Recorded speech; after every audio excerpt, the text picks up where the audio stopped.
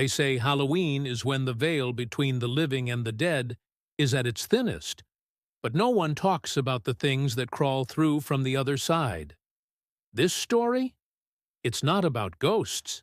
It's about something far worse. Halloween is supposed to be fun, a night of costumes, candy, and harmless scares. But for one small town, it became a nightmare they'd never wake up from. This is the story of the blood moon, Halloween, the night when a killer roamed the streets, and no one could tell who or what they really were. If you're brave enough, keep listening. It all started with the local legend of the Blood Moon Killer. Every 20 years, during a rare red moon on Halloween, someone in the town of Ash Hollow would go missing. The disappearances were always the same. No signs of struggle, no clues, just a chilling silence. But this year, 20-year-old Emma and her friends decided to test the legend. They planned to stay out late, wandering the old parts of town where the stories said the killer struck. "We're adults now," Emma had laughed, holding up her flashlight. "What's the worst that could happen?" The town had a strange energy that night. The streets were full of kids trick-or-treating, but something felt off. The moon hung heavy in the sky, glowing an eerie crimson. Emma noticed how quiet it was between the laughs and footsteps, as if the town was holding its breath. The group's first stop was the abandoned Trenton house. Local legend claimed that this was the killer's hideout, though no one had ever been brave enough to confirm it. The house loomed in the darkness, its broken windows staring like empty eyes.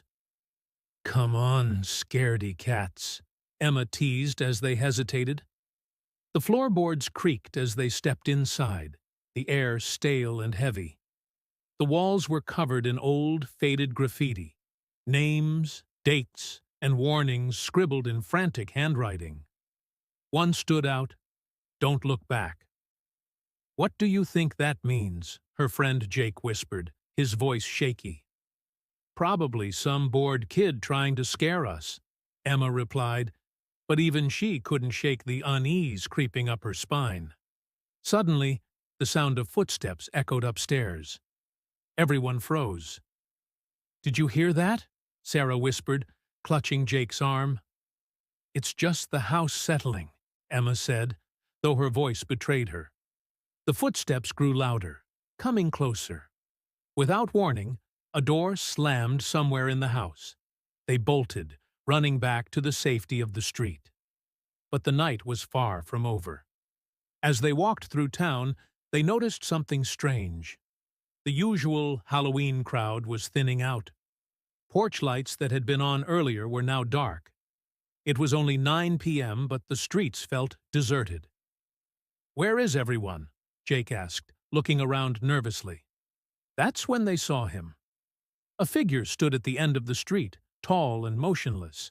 He wore a mask, white, expressionless, and too smooth, like porcelain. In his hand was something sharp that glinted under the red moonlight.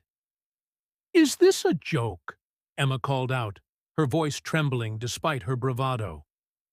The figure didn't answer. Instead, he started walking toward them. Panic set in.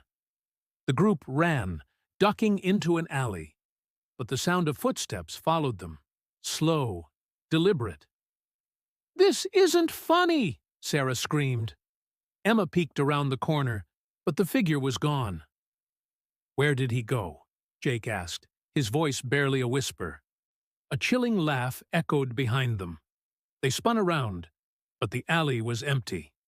The laughter grew louder, coming from everywhere and nowhere at once. Suddenly, Emma felt a hand on her shoulder. She screamed, spinning around, but no one was there. The group ran again, this time heading for the town square, but as they emerged from the alley, they froze. The square was full of people, all wearing the same white mask. They stood silently, facing the group. "Is this some kind of sick Halloween prank?" Jake shouted. Then the masks tilted, all at once, as if they were looking at something behind them. Emma turned slowly, her heart pounding. The original figure was there, standing closer than ever.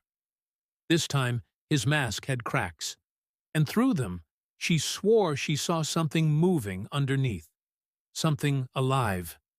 The figure raised his hand, pointing a long, bony finger at Emma.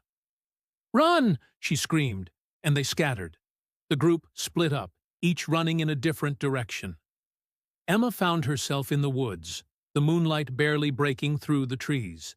She could hear footsteps behind her, fast now, not the slow, taunting pace from before. She tripped, falling hard onto the damp ground. When she looked up, the figure was standing over her, his mask now completely shattered. His face wasn't a face at all.